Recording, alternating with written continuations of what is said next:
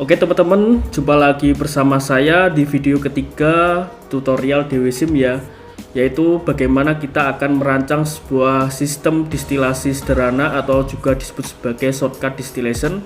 Ya, sebelumnya kita juga sudah mempelajari di video DWSIM bagian pertama, yaitu pengenalan dan mempelajari fitur-fitur yang ada pada aplikasi DWSIM. Kemudian di bagian kedua kita juga sudah mempelajari tentang bagaimana kita mensimulasikan unit operasi menggunakan mixer dan separator. Nah, kita langsung saja di bagian ketiga video DWSIM ini kita akan mensimulasikan atau merancang sebuah sistem distilasi sederhana atau shortcut distillation. Nah, pada kesempatan kali ini kita akan mempelajari apa saja. Kita akan mensimulasikan atau merancang sebuah sistem distilasi atau distilasi kolom. Kemudian kita akan menghitung jumlah minimum atau jumlah minimum number of stage. Number of stage ini jumlah tahapan untuk memisahkan campuran ya. Kemudian untuk menghitung juga minimum reflux ratio. Apa itu reflux ratio? Yaitu jumlah produk yang dikembalikan pada sistem kolom distilasi dibandingkan produk yang sudah diambil dalam bentuk distilat.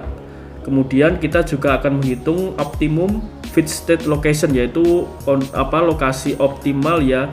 Kita akan memasukkan feeds di lokasi tahapan berapa supaya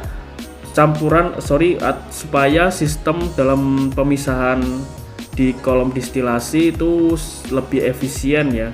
Kemudian kita akan menghitung juga energi yang diperlukan dalam kolom kondenser dan reboiler duty. Nah, kita akan overview atau merangkum secara singkat untuk teman-teman yang mungkin masih asing dengan kolom distilasi. Nah, kolom distilasi adalah salah satu unit operasi dalam teknik kimia yang digunakan untuk memisahkan campuran cair menjadi fraksi-fraksi yang lebih murni ya, berdasarkan perbedaan titik didih komponen-komponennya. Nah, spesifikasinya adalah sebagai berikut ya, atau deskripsinya sebagai berikut. Kita akan memisahkan campuran antara benzen dan toluen ya. Nah, kita kembali ke aplikasi DWSIM-nya. Kita akan file new steady state, kita bisa masuk ke sini ya, di new steady state simulation untuk pertama kali membuat flowsheet ya. Kita new steady state simulation.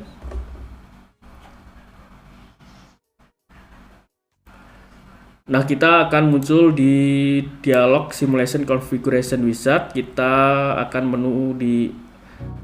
kita akan masuk di simulation configuration wizard. Kita akan masuk di introduction, kita next saja. Kemudian kita akan menambahkan compound atau chemical compoundnya ya. Tadi di deskripsinya kita akan memisahkan campuran antara benzen dan toluen. Kita edit saja. Kita edit benzen, kemudian kita edit toluen. Oke, kita next saja.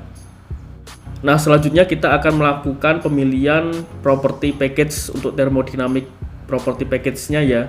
Karena kita menggunakan distilasi sederhana, kita asumsikan dalam kondisi ideal atau dalam menggunakan thermodynamics package property package-nya yaitu Raoult's law ya. Sesuai di deskripsi juga kita akan menggunakan Raoult's law.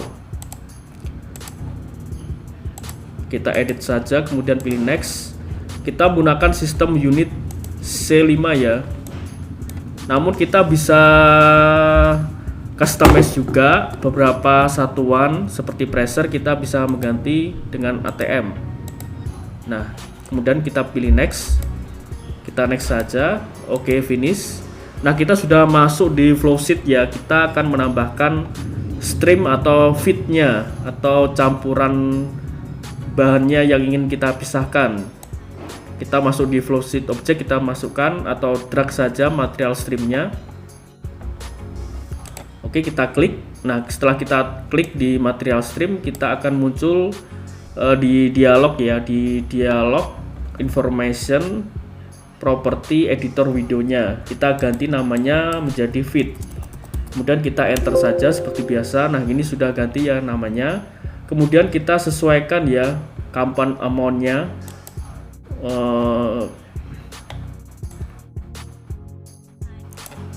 Nah, kita sesuaikan ya untuk compound amount-nya, misalkan di mol fraksi dari benzen 0,4 dan toluene 0,6. Kita bisa ganti, kita masuk di input data, kemudian compound amounts-nya kita basisnya secara default di mol fraction ya. Ketika belum pilih mol fraction kita bisa menggantinya. Namun secara default ini sudah, atau basisnya sudah menggunakan mol fraction, kita akan menggunakan mol fraction ya, karena kita amonnya dalam bentuk fraksi ya, mol ya. Benzen 0,4 kita enter, kemudian toluene 0,6 ya, supaya equimolar jumlahnya menjadi 1, kita enter. Nah, jangan lupa kita accept ya, atau kita kunci. Nah, sudah menjadi biru ya. Kemudian kita pindahkan ke stream conditionnya sesuai di deskripsi, diminta flow rate-nya 100 kmol per hour. 100 kmol per hour, kita ganti ya molar flow-nya. Nah, kemudian kondisi yang lain menyesuaikan ya secara kalkulasi. Kemudian software akan secara otomatis mengkalkulasi kondisinya ya. Kemudian kita memasukkan kondisi yang lain seperti pressure 1 atm kita enter. Kemudian kita memasukkan sudah ya. Kemudian untuk metodenya yaitu Vance-Underwood-Gillian. Nah, Vance-Underwood-Gillian yaitu metode untuk perhitungannya yang biasanya digunakan di kolom distilasi sederhana atau shortcut distillation. Makanya menggunakan metode perhitungannya yaitu Vance-Underwood-Gillian. Nah, selanjutnya kita akan memasukkan kolom distilasinya ya. Karena kita akan memisahkan dari benzen dan toluene, memisahkan campuran menjadi dua komponen yang lebih murni. Kita menggunakan sistem distilasi sederhana yaitu menggunakan shortcut distilasi ya. Kita seperti biasa memasukkan unit operasinya di flowsheet object, kemudian pilih column. Kemudian kita pilih shortcut column karena kita akan memilih sistem distilasi sederhana. Nah, ini sudah kita tambahkan. Kita hide dulu ya untuk flowsheet objeknya. Oke, kita zoom out supaya lebih kelihatan. Nah, ini secara otomatis ya teman-teman, kita sudah mendapatkan distilat atau dalam produk yang dihasilkan dalam bentuk distilatnya. Nah, atau di bagian bawahnya ya kita akan menghasilkan bottom namanya untuk luaran produknya di bagian kolom bawah. Secara otomatis sudah ditambahkan. Kemudian juga ada energi ya di bagian atas yang ditambahkan, yaitu energi condenser duty. Yang di bagian bawah yaitu bagian reboiler duty. Ini secara otomatis sudah ditambahkan ya. Jika menggunakan DWSim versi lama, kita harus menambahkan manual untuk outputnya atau untuk outlet material streamnya. Kita menambahkan secara manual, dan energi streamnya untuk E1 dan E2 ini ditambahkan secara manual. Namun untuk DWSim yang versi yang terbaru ini sudah otomatis ya. Nah, kita bisa mengganti namanya ya, misalkan di objek kolom distilasinya.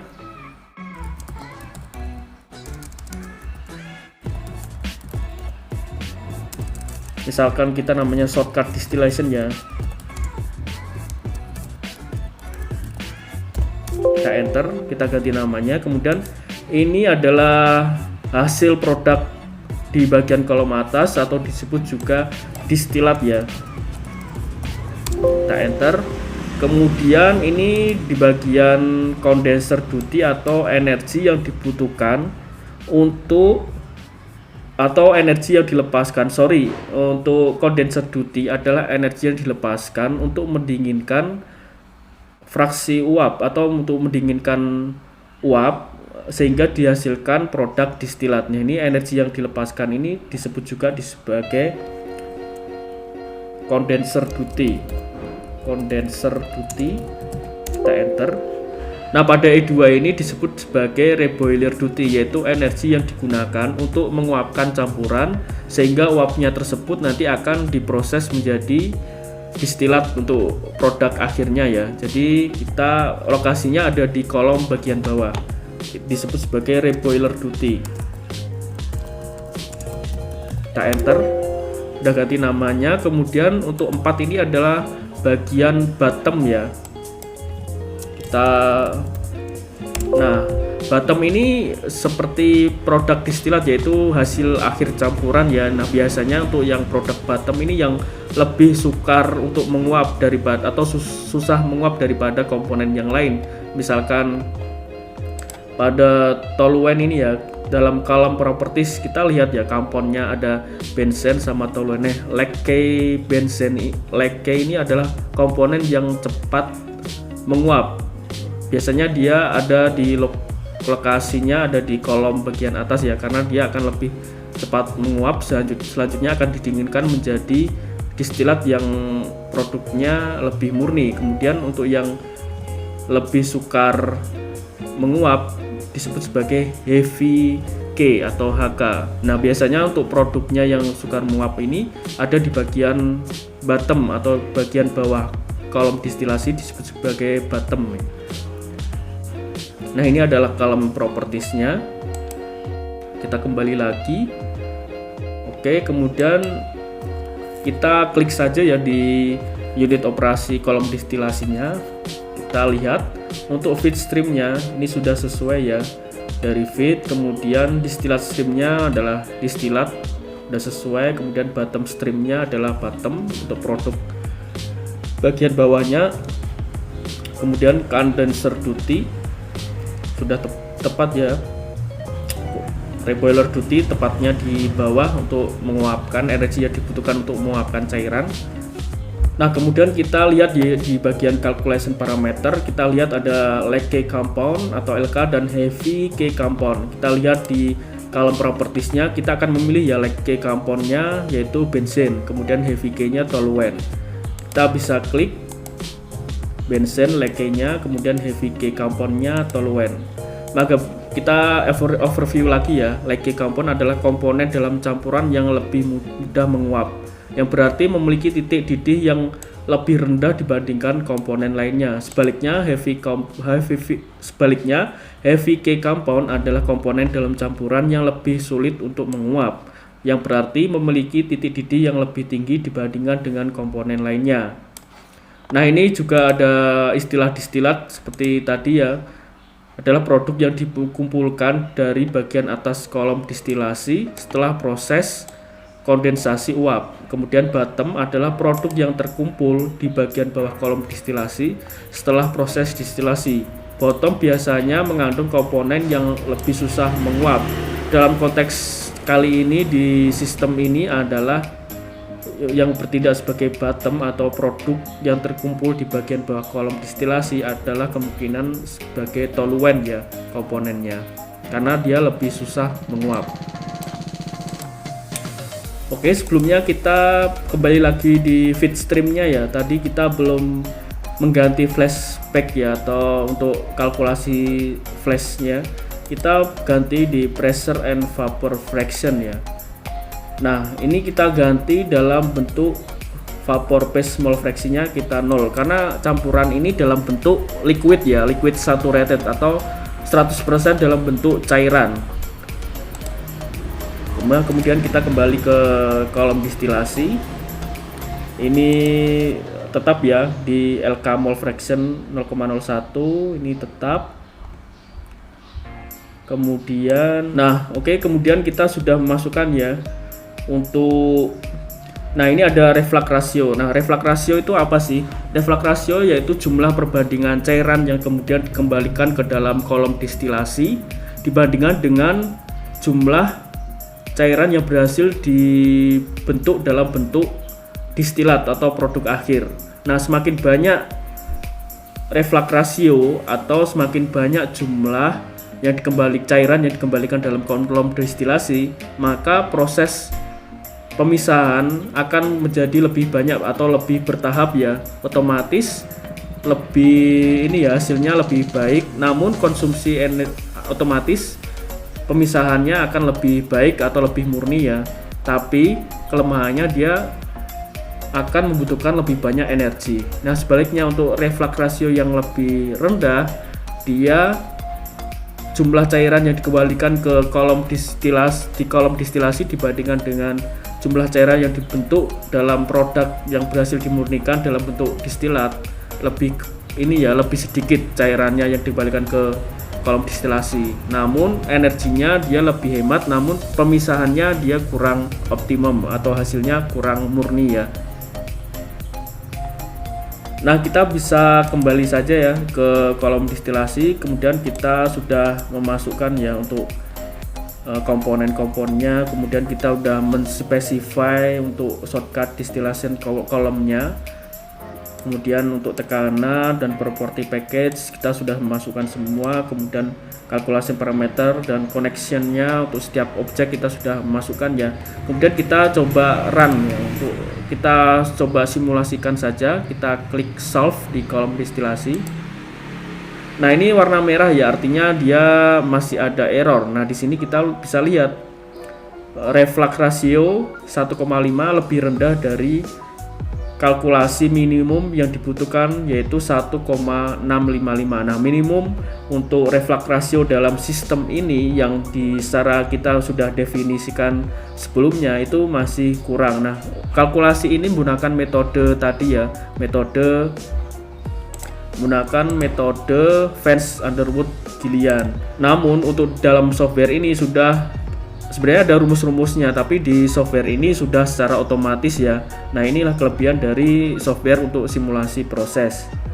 Nah, kemudian balik lagi kita dalam kolom propertiesnya ya, reflux ratio yaitu 1,4 kali minimum reflux ratio. Artinya apa? 1,4 kali dari minimum reflux ratio yang 1,655 tadi. Nah, minimum reflux ratio dalam sistem ini adalah 1,655. Nah, untuk kondisi yang kita definisikan dalam deskripsi ini adalah 1,4 kalinya. Berarti kita kalikan saja ya. Berarti 1,4 dikali 1,655 misalkan. 1,655. Berarti 2,317 kita masukkan di reflux ratio di calculation parameternya ya. Kemudian kita solve. Kita belum enter ya, 2,317 tadi kita enter. Oke, kemudian kita solve ya. Nah, ini sudah menjadi biru ya, artinya simulasinya sudah berhasil ya. The flow sheet was calculated successfully, artinya simulasinya sudah berhasil.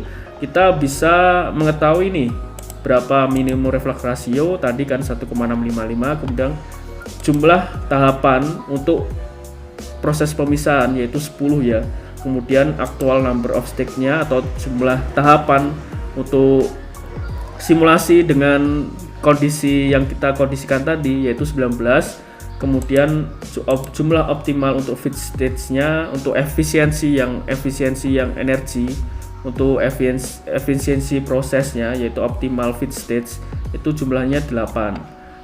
Kemudian kita juga bisa mengetahui condenser duty yaitu energi yang digunakan untuk condenser duty yaitu energi yang dilepaskan untuk mengembunkan cairan sehingga menjadi produk distilat. Itu energinya kita bisa menghitung. Kemudian reboiler duty yaitu energi yang digunakan pada kolom bawah distilasi, yaitu kolom bawah distilasi ini ya, reboiler duty, untuk memanaskan cairan sehingga dia akan menguap untuk proses kondensasi selanjutnya. Nah, seperti itu teman-teman, yaitu sekilas tentang simulasi menggunakan kolom distilasi sederhana atau shortcut distillation. Nah, kita bisa simpulkan tadi kita sudah berhasil mensimulasikan shortcut distillation column, menghitung juga minimum number of stage yaitu jumlah